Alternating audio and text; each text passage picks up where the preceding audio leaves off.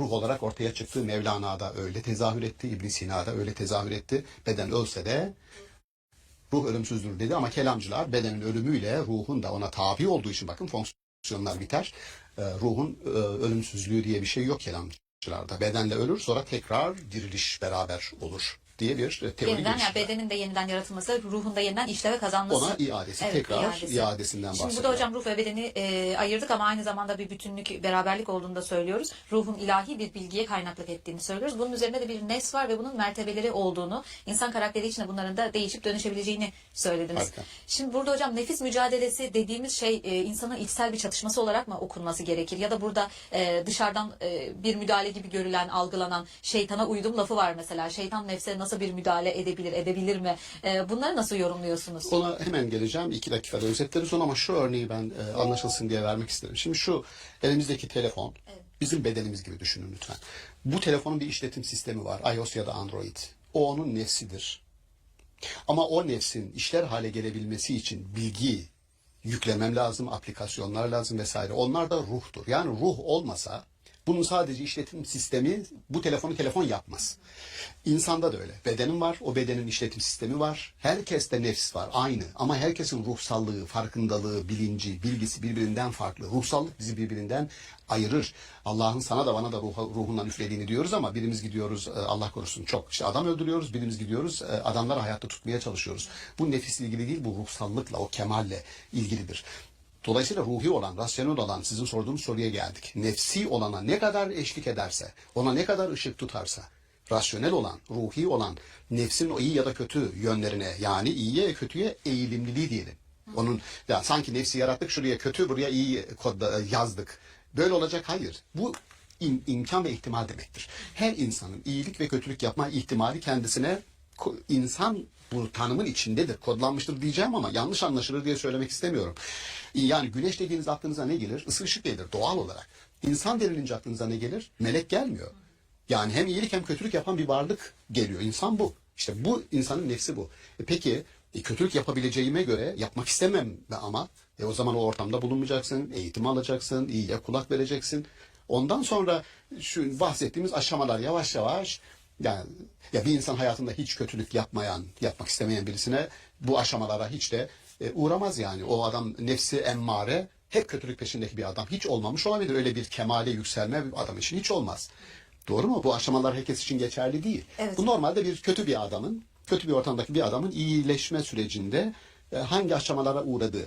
Öyledir. Şimdi Fatma Hanım şöyle düşünün. Bir adam Raskolnikov örneğini de Dostoyevski veriyor ya. Önce diyor ben öldürürüm bu kadını ve bir temizlerim yani toplumu bir kötülükten kurtarırım. Kendi kendine kuruyor. Ama ya bir insanı öldürdüğüm zaman vicdanım içimdeki işte o ses bana ya sen ne yaptın falan öyle bir şey hiç yoktu başta.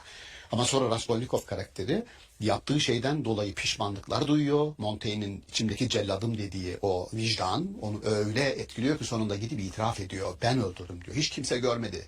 Polis yok, jandarma yok ama içindeki o ses, vicdan, işte o ruhsal tarafın nefsin bir eylemini değerlendirmesi ve gidip işte söylemesi oldu sana levvame. Ben bunu yapmamam gerekirdi insanım ben. Görüyor musunuz? Bir aşama kendi içerisinde bir süreci işletmiş oldu.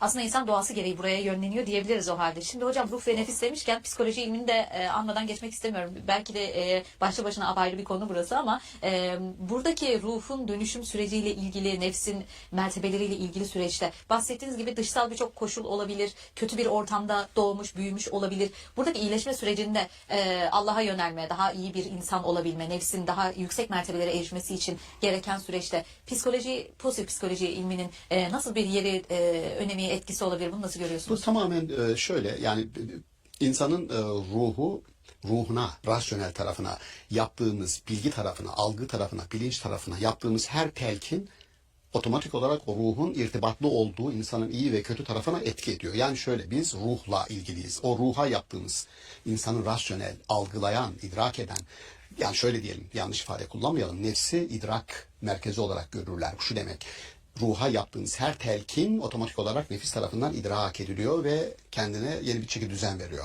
İdrak kaynağı denir, nefistir. Ama o idrakin gerçekleşmesi için ona etki edecek bir mekanizma var ve o mekanizma işte bilgi dedik ona biz. Bilinç dedik, farkındalık dedik. O ruhsaldır. Ona yaptığımız her telkin, onun için yaptığımız her eğitim, her söz, her güzel telkin diyelim, nefis tarafından algılanıyor, idrak ediliyor. Yani büyük bir güç merkezi olarak düşünün. Trafo, o trafodan enerjiyi ilk alan ruhtur. Enerji çünkü rih, rüzgar ve enerji demek. Ruhla aynı kökten onu alır. Sonra gerektiği kadar nefse verir. Nefis de onu idrak eder, alır ve değişimi, dönüşümü gerçekleştirir. Süreç bir analizle, insanın iç dünyasını analiz ederek, gözlemleyerek bu tür bir etkileşim, böyle bir mekanizma kurulmuş duruyor. Bunlar birbirinden kopuk şeyler değil.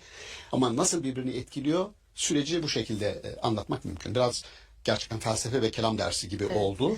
Biraz ağır yoğun bir anlatı oldu biraz Ramazan için hem de aç karınla dinleyeceği için dostlar biraz ağır olmuş olabilir ama iftardan sonra bir daha dinlesinler arzu ederiz. Evet. Yani bu haliyle nefse insan dedik. Ruh bu insana verilen bir canlılık ve beden de tüm bunların zuhur ettiği yer olarak göreceğiz. Doğru mudur hocam? Böyle mi Doğru. anladım? Tam bu. Tamamdır. Çok teşekkür Ben ederiz teşekkür değerli ediyorum. yorumlarınız Ben için. teşekkür Sağ olun. ediyorum. Sevgili seyirciler, ruh, nefis ve beden ilişkisini konuştuk bugün. Bir sonraki bölümde görüşmek üzere. Hoşçakalın.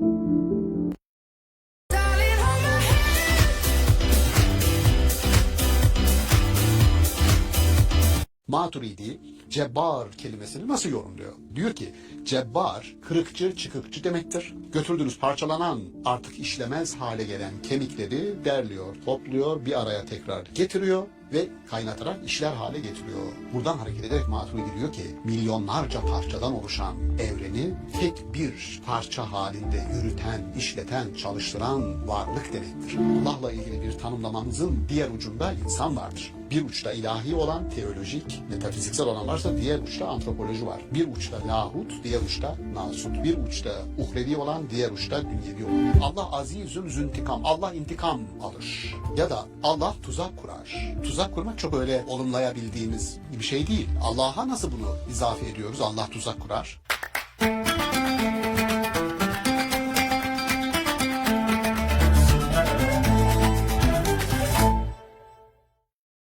İstanbul Okulu'ndan herkese merhaba. Sevgili seyirciler, bugün Araf suresinde geçen ilhat kavramını ele alacağız. Varlığı rotasından çıkarmak başlığıyla inceleyeceğiz bugün. Konuğumuz Profesör Doktor Şaban Ali Düzgün. Merhaba hocam. Merhaba.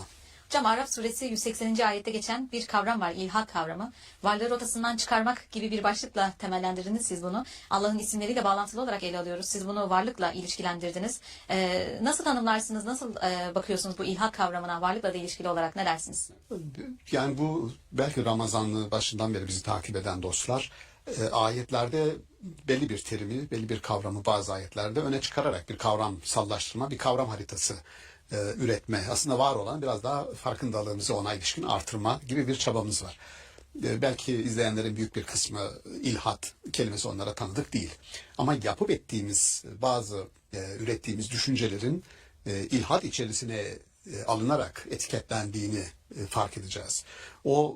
Bu da nedir derseniz öyle yapıp yani düşüncelerimizi bloke eden, engelleyen, düşünce üretmemizi o süreçleri çok riskli görüp de sakın ha yani düşünmeyin etmeyin bunları diyen bir inisiyatiften asla bahsetmiyorum. Tam tersi noktadayım. Düşünceyi alabildiğine, Allah'la ilgili ilhattan bahsediyor. Allah'ın isimleriyle ilgili ilhattan bahsediyor. Allah'ın mukaddes kıldığı, bereket kaynağı kıldığı bazı mekanlara ilişkin ilhattan bahsediyor. Dolayısıyla varlığa ilişkin, varlıkla ilgili düşüncelerimizde ve tutumlarımızda nasıl bir tutum içerisine, davranış içerisine girersek Kur'an-ı Kerim onu ilhat yani bir tür sapma, bir tür rotadan çıkış olarak etiketliyor ve mahkum ediyor. Onu konuşmak istiyorum. Bizim kültürümüzde mülhit kelimesi de var aynı zamanda. Bu bir tür anakronizm yapmak istemem yani ateist anlamında kullanılıyor ama ateizm kelimesi şurada 200 yıllık bir tarihi var. Yani ateist kelimesi daha yeni kullanılıyor. Ama Tanrı tanımazlar için, Tanrı'yı inkar edenler için de bu kelime kullanılıyor ve mülhit ifadesi kullanılıyor. Bizim arkaik bir ifade olarak o kelimemiz var. Dolayısıyla hem ateizmin için, Tanrı tanımazlık için bu kelimenin kullanıldığını düşünelim. Öbür tarafta Allah'ın varlığı değil de isimleri konusunda mesela Bunu parçalayarak diyelim Allah'ın güçlü, güç sahibi bir varlık, bilgi sahibi bir varlık, iyi bir varlık. Bütün bunlar topladığınız zaman, isimleri topladığınız zaman Allah varlığına ulaşıyorsunuz. Yani Allah nedir? Bütün bu güç, bilgi, iyilik, yani 99 isme kadar evrilen, işte hepimizin bildiği Esmaül Hüsna dediğimiz Allah'ın güzel isimlerini biz topladığımızda bir varlığı elde ediyoruz Allah. Ama bütün mesela diyelim mecusilikte böyle değildi. Nasıldı? Dünyada iyilikler var, kötülükler var. Bunların aynı varlıkla ilintilendirilmesi mümkün değil. O halde iki aslında ilah var. Bunlardan birisi iyiliği yaratan ilah, diğeri kötülüğü yaratan ilah. Ve yaşam da bu ikisinin mücadelesine konu olur. Mecusilikte böyle ya da uzak doğu inançlarında yin yang dediğimiz, yani yine orada da benzer bir mücadele var. İki ayrı gerçeklik var. Bir türlü varlıkta olup biteni tek olana, tek güç ve kudrete indirgeyemeyen bir zihne Kur'an-ı Kerim mülhit zihin diyor. Yani varlıkla, ana varlık, büyük varlık, yaratıcı varlıkla ilgili bir defa rotadan sapıyor. Öyle olunca o varlıkla ilgili doğru bir düşünce kuramayınca, rotası bozuk bir yola girince indiğimiz kendi varlık dünyamızda olup biteni anlama, açıklama ve yorumlama konusunda da bu sefer ilhatlar başlıyor. Türkçede herkesin bildiği lahit dediğimiz mezar mesela, lahit taşı, lahit ilhatla aynı kökten gelir. Bu şu demek, yani öyle akla ziyan tutumlar da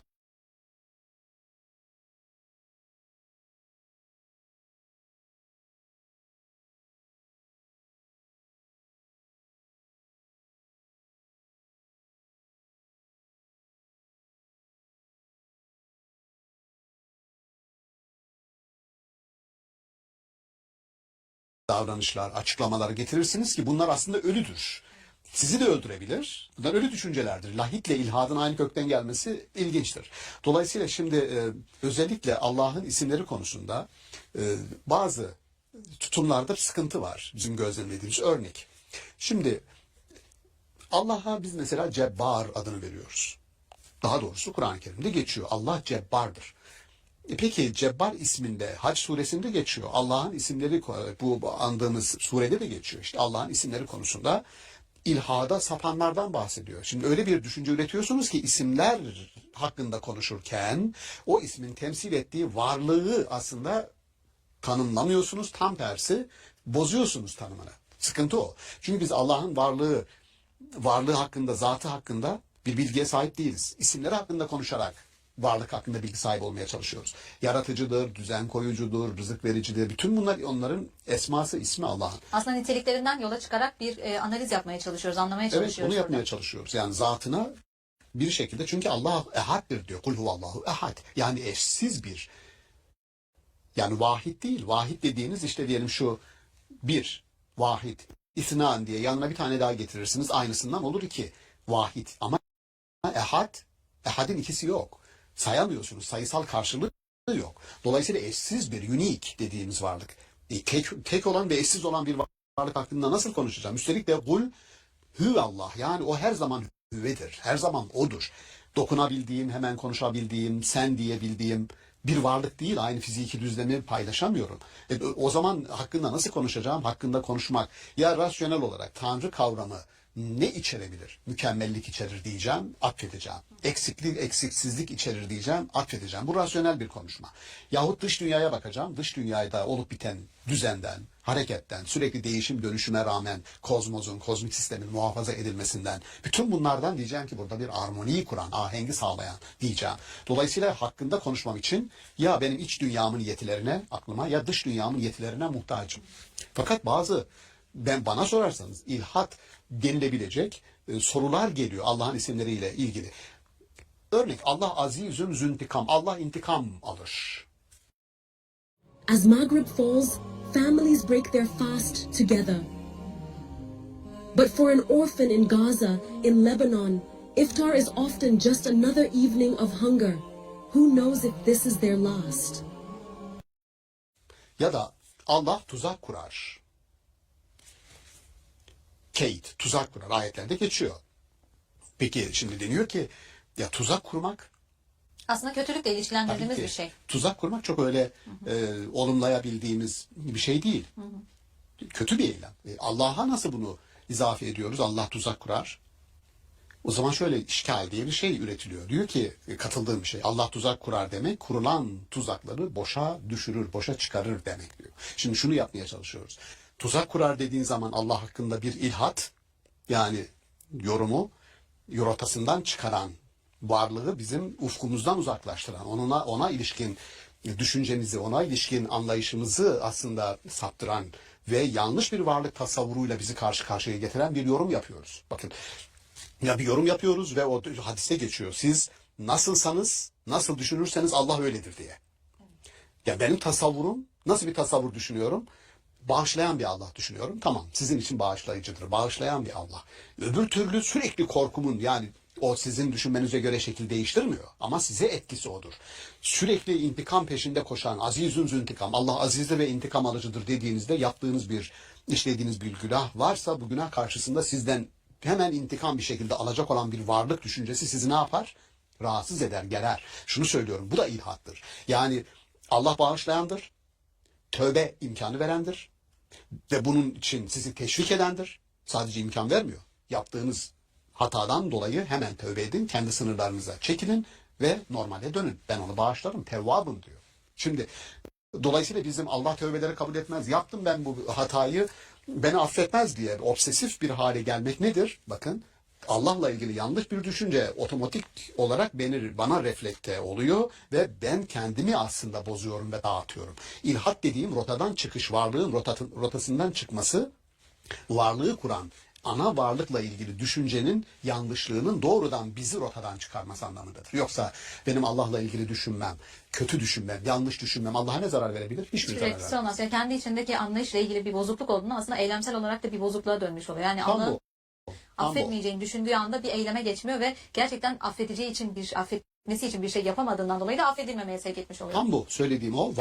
Varlığı rotasından çıkaran. Yani meselemiz şuydu. Allah'ın isimleri konusunda ilhada düşenler diyor ayeti kerime. Biz de şunu tartışıyoruz. Allah'ın isimleri konusunda ilhada düşmek bizim koyduğumuz adla varlığı rotasından nasıl çıkarır? Tam bu söylediğimiz şekilde. Şöyle bir kabul düşünün. Allah'ın 99 isminden bir tanesi Cebbar'dır. Şimdi şöyle tanımlıyor. Açıp izleyenlerimiz bakabilirler. 99 ismi Cebbar. İradesini zorla kabul ettirendir. Şimdi ne oldu bu?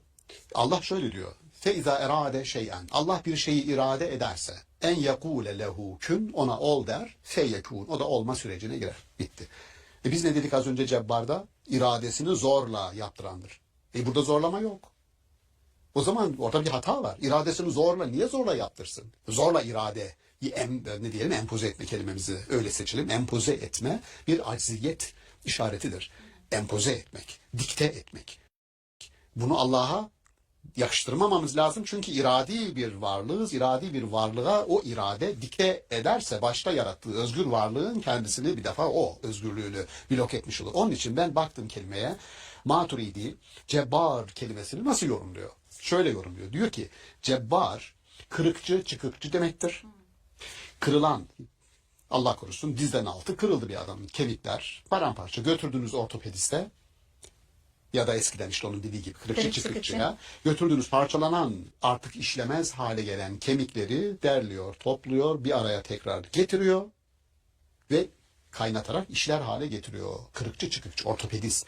Buradan hareket ederek Maturidi diyor ki milyonlarca parçadan oluşan evreni tek bir parça halinde yürüten, işleten, çalıştıran varlık demektir. Bakın, kırıkçı çıkıkçı gibi. Dolayısıyla Cebbar nedir? Evreni kozmik bir sisteme dönüştürüp çalıştıran ilahi varlık demek. Biz ondan ne ürettik? Cebbar, yani iradesini zorla kabul ettiren, dikte ettiren. Bu da bir ilhat. Öyle olunca benim iradem nerede bu zaman diyor. Bakın, diyorum ya, Allah'la ilgili tanımlamanız hemen size etkiliyor. Bizim yorum yöntemimiz, bizi takip eden dostlar hatırlayacaklar. Şunu söyledik. Allah'la ilgili bir tanımlamamızın diğer ucunda insan vardır. Yani bir uçta ilahi olan, teolojik, metafiziksel olan varsa diğer uçta antropoloji var. Bir uçta lahut, diğer uçta nasut. Bir uçta uhrevi olan, diğer uçta dünyevi olan. İkili bir sistem. Dolayısıyla ilhadı dediğimiz hayat rotasından nasıl çıkarır bir insan? Ayetin dikkatimizi çektiği hayatı kuran varlıkla ilgili düşünceleriniz tutumlarınız, davranışlarınız sizin bizatihi yaşamı sürme, yaşamı nasıl idare edeceğinize ilişkin inisiyatiflerinizi belirler. Yanlış bir tutum sizi yaşam rotasından çıkarır. Doğru bir tutum, daha önceki programlarımızda hatırlıyorum siz söylemiştiniz. Yanlış bir yaşam doğru sürdürülemez, yaşanamaz. Yanlış bir şekilde kurguladınızsa o hiçbir şekilde doğru yaşanamaz. Dolayısıyla temel ilkeler, prensipler, varlık, madem ki Allah'ın varlığı hem varlık olarak hem de kendisini tecelli ve tezahür ettiği dünyamız olarak buna çok Anna Maria Schimmel'in, rahmetlinin Tanrı'nın yeryüzündeki işaretleri, kendini açtığı işaretler diye bir kitabı var. Tanrı'nın işaretlerini keşif diye. Ya o işaretler bir tür gideceğiniz, varacağınız son noktaya nasıl bir rota oluşturuyorsunuz ve ondan sonra rotayı takip ediyorsunuz, şaşmadan hedefe ulaşıyorsunuz. Hayatı doğru, mutlu, müreffeh, hep birlikte yaşayacak bir insana doğru yol rotası nasıl çizersiniz? Önce hayatın odağındaki varlıkla, Allah'la ilgili doğru bir düşüncenin oluşturulmasını Kur'an-ı Kerim arzu ediyor ki o düşüncenin diğer ucunda insan var ve o rotadan şaşmadan hedefe doğru sağlam bir şekilde yürüsün. Daha önceki programlara yine atıfla söyleyeceğim hocam, bela ve musibetlerden bahsederken başımıza bir bela geldiğinde onu nasıl anlamlandırdığımız, nasıl yorumladığımızın ne kadar önemli olduğuna değinmiştik. Çünkü hayatımızı nasıl yönlendireceğimiz oradaki bakış açımızla ilgili. Burada da Allah'la ilgili algımız, bakış açımız nasılsa, onun nasıl bir varlık olduğunu düşünüyorsak geri kalan hayatımızı da o şekilde yönlendiriyoruz. Yani Cabbar'a orada iradesini dayatan bir güç olarak baktığımızda onunla ilgili algımız, bakışımız değişiyor. Fakat dediğiniz gibi diğer yönden başka bir tanımlamayla, bütünleştirici, olumlu bir bakış açısıyla baktığımızda biz de hayatımızı buna göre şekillendirmiş oluyoruz. Olumlu ya da olumsuz, pozitif psikoloji diye daha önce andık ya, pozitif bir bakış açısı, kurulan sisteme pozitif olarak katkıda bulunan ve yönlendiren bir varlık anlayışı bizim hem bireysel kendi tekil yaşamımızda hem de bir bütün olarak toplumumuzun yaşamında o denklemimizde öyle bir yer verelim. Yani Allah kavramı bizim için kurucu, destekleyici bir kavram ve bizden bir anlamda o ayetler şikayet ediyor. Benim isimlerim konusunda bir ilhada, bir rota sapmasına yol açacak yorumlarda bulunmayın. Ben sizin için buradayım, destekleyen bir unsur olarak, yol gösteren bir varlık olarak. İlhadı bunun için konu edindik bu bölümümüzde. Çok teşekkür ederiz Ben hocam. teşekkür Yine ediyorum. çok güzel bir analiz yapmış oldunuz bu Evet, kavram sağ olun. üzerinden. Sağ Sağ olun olun. hocam. Sevgili seyirciler, Araf suresi bağlamında ilhat kavramını ele aldık bugün. Bir sonraki bölümde görüşmek üzere. Hoşçakalın.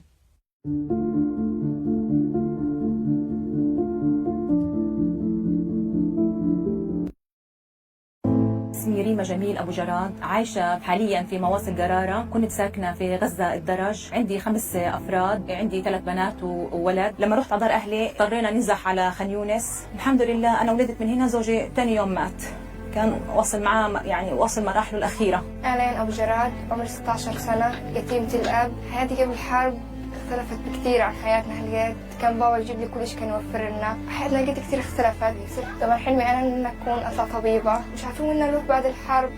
The suffering and lack of basic resources in Gaza is staggering. Be the mercy Riam and her children need this Ramadan.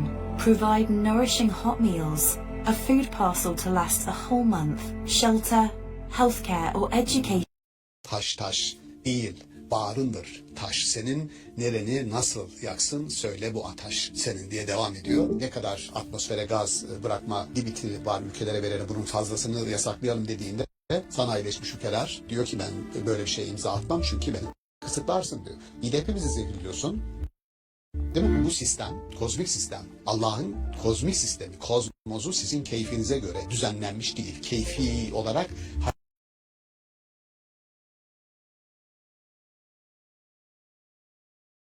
hareket edeceğiniz bir sistem değil. Zira Rahman suresinde geçer. Vel arda vada'aha lil enam. Allah yeryüzünü bütün varlıklar için o öyle serdi. Sadece sizin için değil, bütün varlıklar içindir o sistem.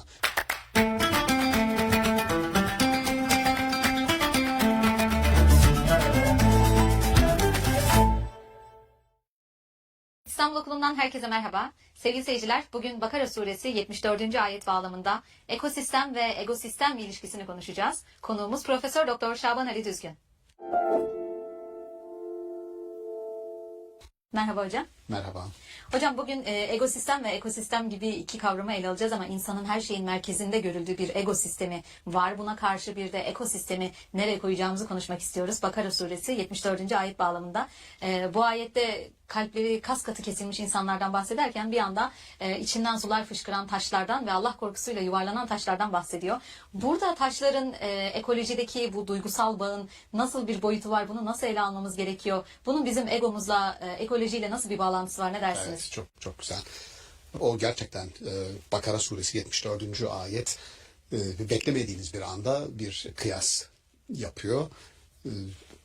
İnkarda direnen, inanmak istemeyen insanların kalpleri diyor çok katı, kas katı, hiçbir geçirgenliği yok, dinlemiyorlar.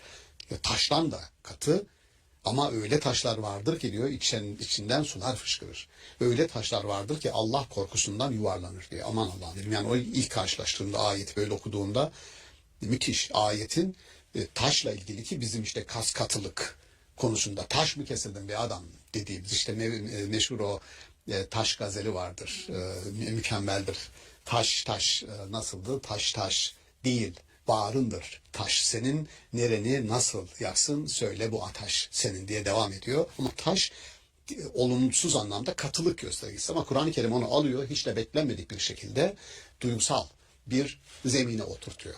Benzer onu okuduğumda ilk aklıma gelen Einstein'ın evrenle ilgili ve evrenin bu tür unsurlarıyla ilgili konuşurken tırnak içerisinde kozmik dini duygu adını verdiği bir durum var. Kozmik dini duygu. Yani kozmolojik ögelerin dini bir duygu, bir haşyet yaratacak şekilde kullanılıyor olmasına dikkat çekiyor. Çünkü yeri gelmişken hemen söyleyelim. Einstein'a soruyorlar. Allah'a inanıyor musun? Evet, Allah'a inanıyorum. Ama o sizin inandığınız Allah değil diyor. Ya ne kastediyorsun diyor. Mesela insan suretinin işte insanı kendi suretinde yarattığını söyleyen bir ayet var kutsal kitapta. Mesela benim öyle bir Allah inancım yok diyor. Nedir? Yasaya ve evrendeki armoniye, ahenge, sinen ve bütün milyonlarca evrensel kozmik parçayı uyumlu bir şekilde ahenkleniyor. Uyumlu bir şekilde çalıştıran bir varlık. Üstelik bunların çoğu birbirine karşıttır. Ne demek o? Sıcak var, soğuk var. Yakıcı olan var, dondurucu olan var. Yani kozmik unsurlar içerisinde karşıt güçler var ama bütün bunlar bir armoni, bir ahenk içerisinde işliyor. O kadar rasyonel işliyor ki bu söylediklerim Einstein'ın ifadeleri. O kadar rasyonel işliyor, o kadar düzenli işliyor ki Tanrı zar atmaz diyorum ben. Tesadüf yoktur, her şey rasyonel işler. Kendi döneminde Niels Bohr diye bildiğimiz Danimarkalı fizikçinin itiraz ettiği, daha sonra da Einstein'a karşı bir blokun oluştuğu bir durum var burada. Çünkü kuantum fiziği yani farklı öyle rasyonel işleyen tek düze giden sebep sonuç arasındaki ilişkinin çok kestirilebilir olduğu bir fiziki dünyada değiliz diyor Niels Bohr. Kuantum fiziği bunu söylüyor. Öyle olunca orada bir çatışma çıkıyor. Önemi yok ama her ikisi de evrende bir kendi içerisinde işleyen bir düzen, bir sistem fikrine gidiyorlar. Beni ilgilendiren orada Einstein'ın kozmik dini duygu olarak adlandırdığı o halin Kur'an-ı Kerim'de bu taşlarla ilgili kullanılması. Sadece taş değil, Ra'd suresi 13. ayeti kerimesi de Ra'd gök gürültüsü demek. Ra'd suresi 13. sure adı gök gürültüsü suresi, Ra'd suresi. Ve 13. ayette gök gürültüsünden bahsederken yine bizi ters köşe yapacak bir ifade kullanıyor. Diyor ki gök gürültüsü duyduk ve biz inanılmaz bir dehşete kapıldık değil mi? Gök gürültüsü çok şiddetli bir gök gürültüsü. O diyor Allah'ı hamd eder diyor. Gök gürültüsü Allah'ı hamd eder. Şimdi bu hamd için kullandığı tesbih eder, hamd diye tercüme ettiğimiz tesbih eder dediğimiz kelime tesbihtir, sebbeha.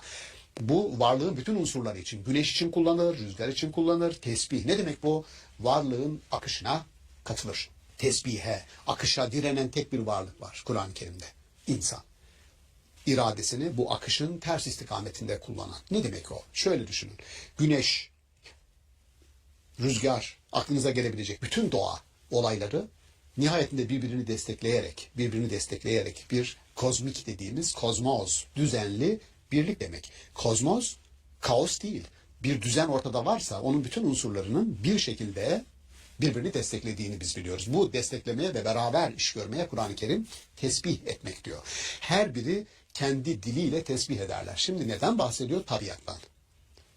Tabiatın bir doğası, bir ruhu var mıdır dediğin zaman bakarsanız Yunan geleneğinde fizik, tabiat demek, psüke, ruh demek, Latince'de anima, gene ruh demek.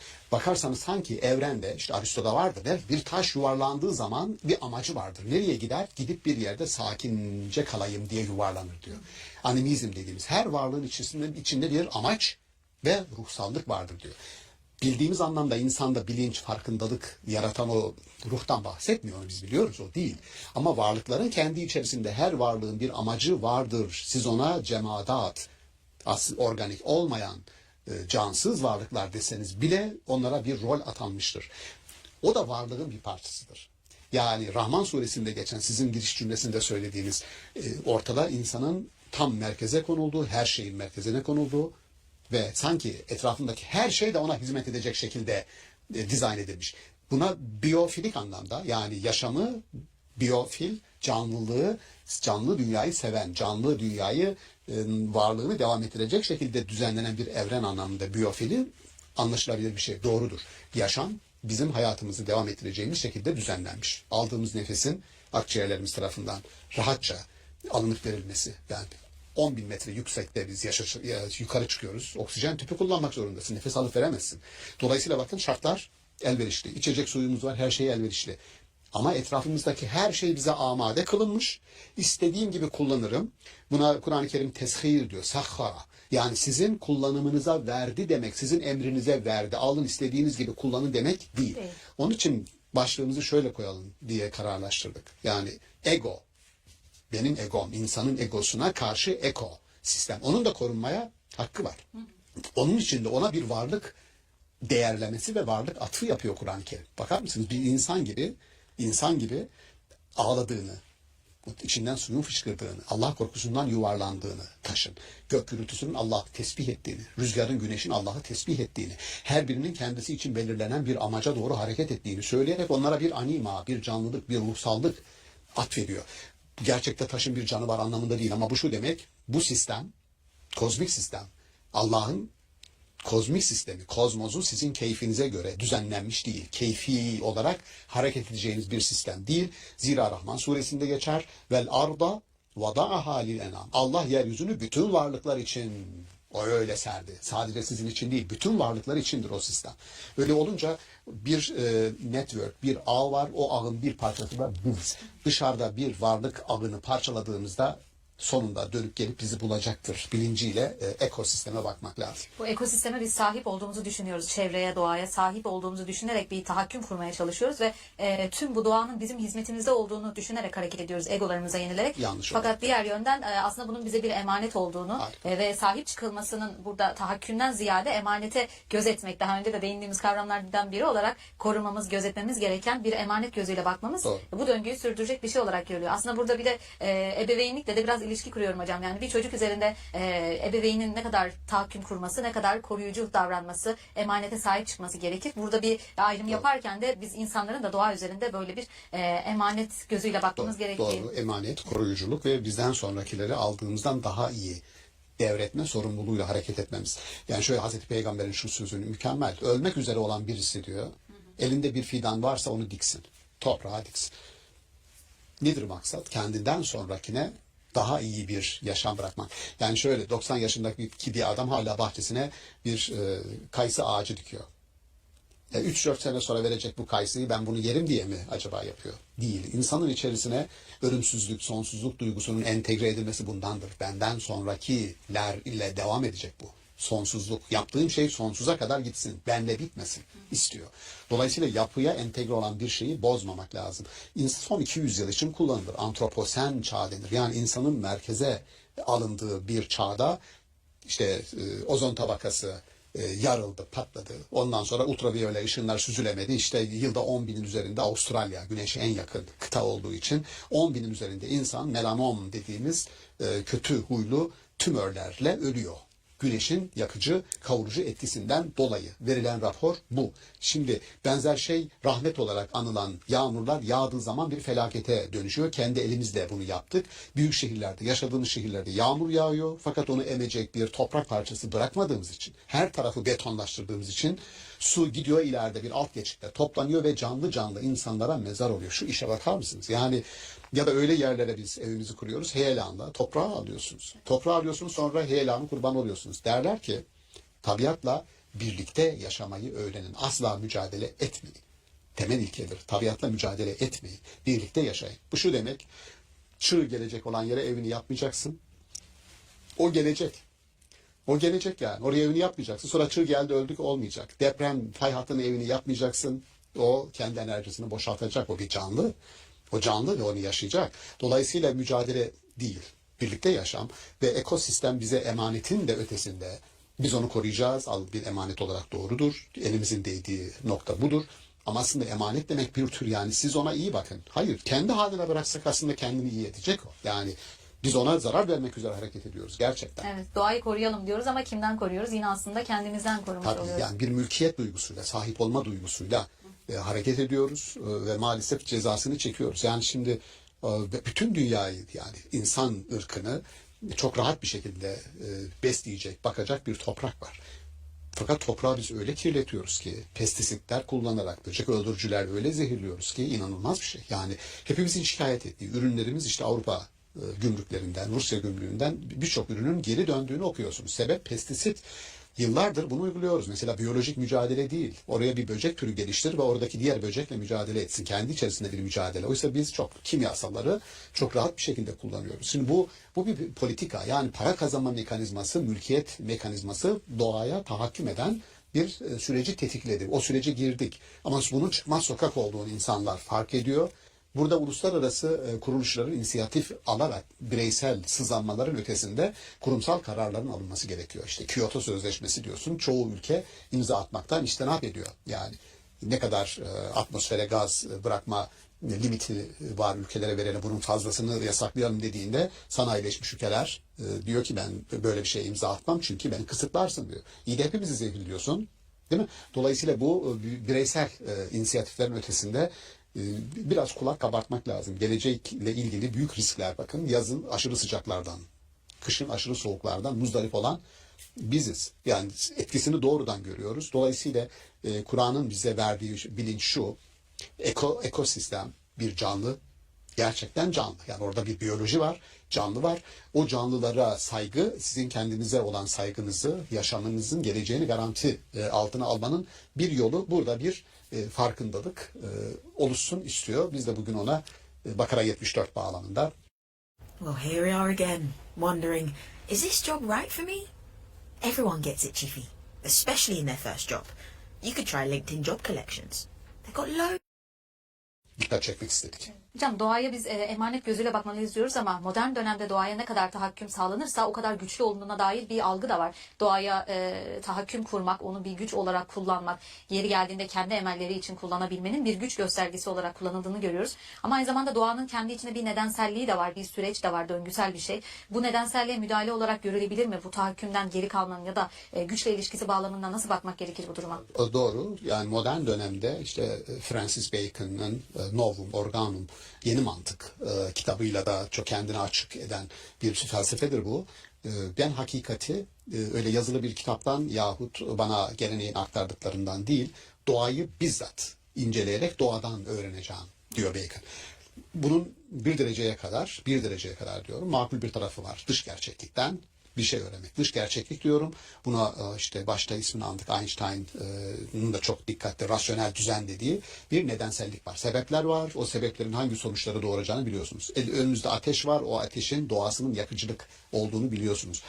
Elinizde işte bir su var. Suyun diyelim ki nasıl bir aerodinamik özelliğe sahip olduğunu biliyorsunuz. Gemilerinizi yüzdürüyorsunuz. Bir hava var. Havada fiziki şartlar oluşturduğunuzda bir nesneyi uçurabileceğinizi biliyorsunuz. Dolayısıyla öyle anlık olarak değişen, çöken, değişkenlik gösteren değil, tam tersine nedensellik bağı içerisinde sebepler ve sonuçlar arasındaki ilişkinin çok düzgün kurulduğu, bilimselliğin buradan kaynaklandığı, yine Einstein'ın ifadesiyle büyük bilginlerin Allah'a inanmasının sebebinin de bu bağlantıdaki güç ve kuvvet olduğu. Yani öyle bir varlık var ki sebepler ve sonuçlar arasındaki ilişkiyi çok sağlam tutuyor. Oradan hareket ederek biz bilgi üretiyoruz ve gelişiyoruz diyor Einstein. Şöyle düşünsenize, yani aerodinamiği yanlış hesapladık, bir gemi yaptık, gemiye bindik, yol giderken tam böyle denizin ortasında yasalar değişti, battık gitti. Hayır. Yasa devam ediyor. Kur'an-ı Kerim'de innallaha la yuhliful mi'ad. Allah koyduğu yasayı kimsenin keyfi için değiştirmez diyor. Hem yasayı değiştirmez, değiştirmeye kalkanlara da izin vermez, ona da sahip çıkar. Dolayısıyla burada Francis Bacon'ın o Novum Organum'da dediği hakikati oradan isteyeceğim ve alacağım, doğru.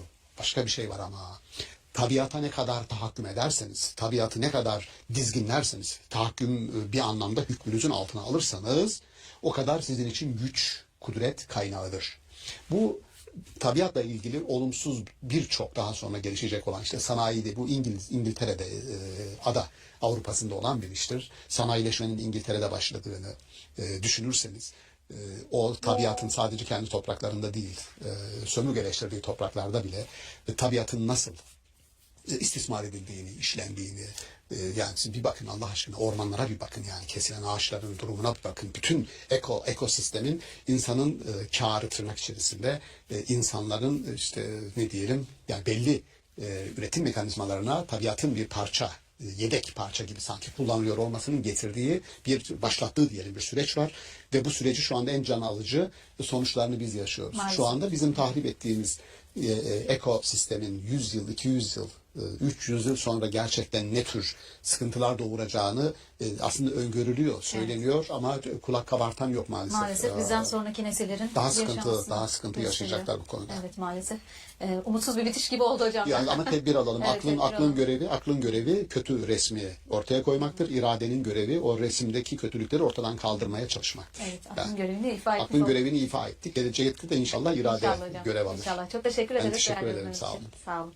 Sevgili seyirciler, ekosisteme kurban edilen ekosistem hakkında konuştuk bugün. Bakara suresi 74. ayet bağlamında konuştuk. Bir sonraki bölümde görüşmek üzere. Hoşçakalın.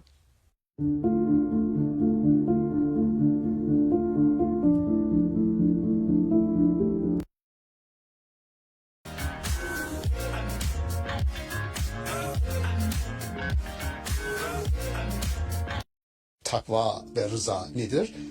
Takva korunaklı bir yaşamı herkes için inşa etmeye çalışmak. Hakkını koruyacaksın, hukukunu, haysiyetini vesaire koruyacaksın.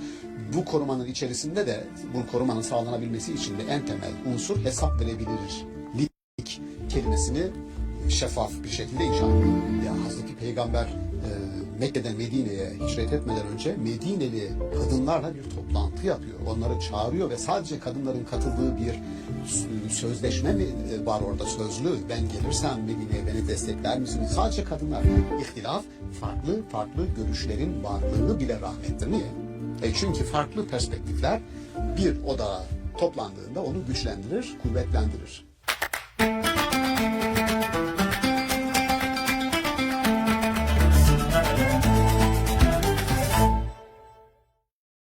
İstanbul Okulu'ndan herkese merhaba. Sevgili seyirciler, bugün Tövbe suresi 109. ayet bağlamında rıza kavramından, rıza toplumundan bahsedeceğiz. Konuğumuz Profesör Doktor Şaban Ali Düzgün. Merhaba hocam. Merhaba. Bugün rıza kavramını Rıdvan kavramıyla beraber değerlendirmek istiyoruz. Rıza toplumu da dediniz siz bu başlık için, bugünkü konumuz için. Tövbe suresi 109. ayette geçen bir bağlamda konuşacağız bunu.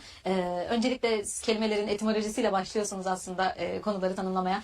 Rıza kavramını nasıl değerlendiriyorsunuz? Rıdvan'la ilişkisi bağlamında nasıl tanımlarsınız? Ne dersiniz? Evet, andığımız Tövbe suresi 109. ayette bir toplum yapısı öneriliyor orada. İki temele oturduğu, dayandığı söyleniyor. Hatırlanması babından şöyle ayet. Efemen essese bünyanehu ala takva minallahi ve rıdvanin hayrun. Ev diye devam edecek. Yani toplumlarını takva ve rıza üzerine oturanlar ile bir uçurumun kenarına inşa edenler bir olur mu? Uçurumun kenarına inşa edenler o uçurumdan aşağıya inşa ettikleri toplumla birlikte yuvarlanır giderler diyor. Ayet bu. Burada bir kelimeyi seçerek öne çıkarmak istedim. O da orada geçen rıdvan kelimesi. Rıza ile aynı kökten gelir. Rıdvan ve rıza. bizim kültürümüzde tanıdıktır. Sadece bir iki çağrışım yapsın dostlara diye hatırlatmak isterim. Kürt tarihte Rıdvan biati diye bilinen bir biat var. Hudeybiye anlaşması öncesi olan biat. Mekke'nin fethinden 2 yıl önce gerçekleşen bir biat. Hazreti Osman'ın Mekke'de öldürüldüğüne dair bir haber yayılıyor ve Hazreti Peygamber umre için yola çıktığı insanlara bunun için gerekirse canlarıyla, mallarıyla savaşma ve böyle bir aşağılamanın intikamını alma konusunda bir söz alıyor, biat alıyor sahabilerden ve hepsi diyor ki ya Resulallah ne diyorsan odur. Bu Kur'an-ı Kerim'de de geçiyor bu ve bu biati verenlerden yani en dar, en zor zamanda varlığını ortaya koyanlardan Allah razı olmuştur diyor. Bu Rıdvan biatı olarak biliniyor. İkincisi Rıdvan cenneti olarak bildiğimiz bir cennet. Bütün cennetlerin üstünde Allah'ın rızasının kazanıldığı bir hal olarak bir mekandan bahsetmez, bir mahalden bahsetmez. Rıdvan cenneti ve Rıdvanullahi ekber. Cennetlerin en büyüğü Allah'ın rızasını kazanmaktır der. Rıdvan cenneti de öyle anılır Kur'an-ı Kerim'de. Rıdvanın içerisinde, rızanın içerisinde ne var diye bakarsanız, mesela benim rızamı almadan niye böyle bir şey yaptın desek birisine neye itiraz ediyoruz? Benim irademi dikkate almadın demek. Dolayısıyla rızanın içerisinde insanı insan yapan en temel unsurlardan bir tanesi var. O da irade. Onun için ayet-i kerimeye çok dikkatli baktığımızda diyor ki Yusuf suresi 76. ayette Allah dileyenin yani iradesini kullananın derecelerini kat ve kat yükseltir. Dolayısıyla iradenin kullanıldığı ya da başka iradelerin bloke edilmediği, engellenmediği, başka iradelerin de dikkate alındığı bir toplum yapısının birlikte kalkınmaya, birlikte büyüyüp, güçlenip, gelişmeye temel teşkil ettiğini gösteriyor. Yani bir toplum yapısı kuracaksanız, o toplumun temeli çok sağlam olsun istiyorsanız, bütün iradeleri dikkate almanın adı rızvandır, rızadır ve onu aldığınızda temelini sağlamdır. Bunu Kur'an-ı Kerim'de bu ayette söylenen hiç toplumlarını takva ve rıza üzerine kuranlarla bir uçurumun kenarına inşa edenler bir olur mu? Bu şu demek, eğer insanların rızasını, iradelerini dikkate almadan tepeden inen ve buyuran, otorite kuran bir iradeyle herkesi ben hizalarım ve toplumun bir parçası yaparım. Bunlar işte bir sürü toplumu diyoruz. Farklı toplum biçimleri var.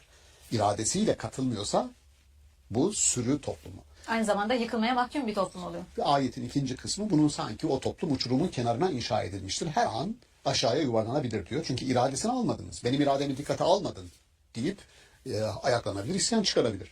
Dolayısıyla iki temel, o birinci temel takva üzerinde bugün durmak istemiyorum. Çok kısaca söylemek istersek takva ve rıza nedir? Takva korunaklı bir yaşamı herkes için inşa etmeye çalışmak. Hakkını koruyacaksın, hukukunu, haysiyetini vesaire koruyacaksın.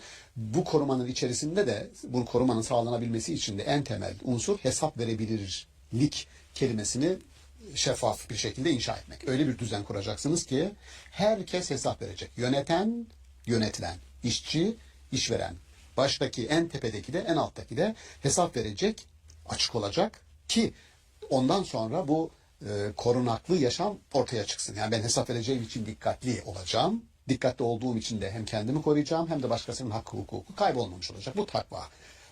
En tepedeki insan da kendinden üstteki ilahi olanın denetimini, sorgusunu dikkate alacağı için hükümdar, kral. Düşünsenize kimseye karşı sorumlu değilim diyen bir adama sen diyorsun ki takva hesap verebilirlik demektir ve sen de bundan muaf değilsin. Takva orada o toplum yapısı içerisinde böyle kurucu kıvamı sağlayan bir unsur. Rıza kelimesi aslında siyaset teorileri bağlamında bakarsak modern bir terimdir. Yani son 400 yılın bir terimidir. Orta Çağ'da rıza diye bir şey yoktur. Orta Çağ'da ne vardır? Kralların iradesi vardır.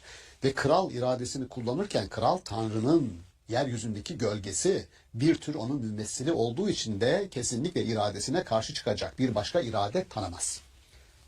The time to help is now. We can't wait for our brothers and sisters to be broken and steadfastness.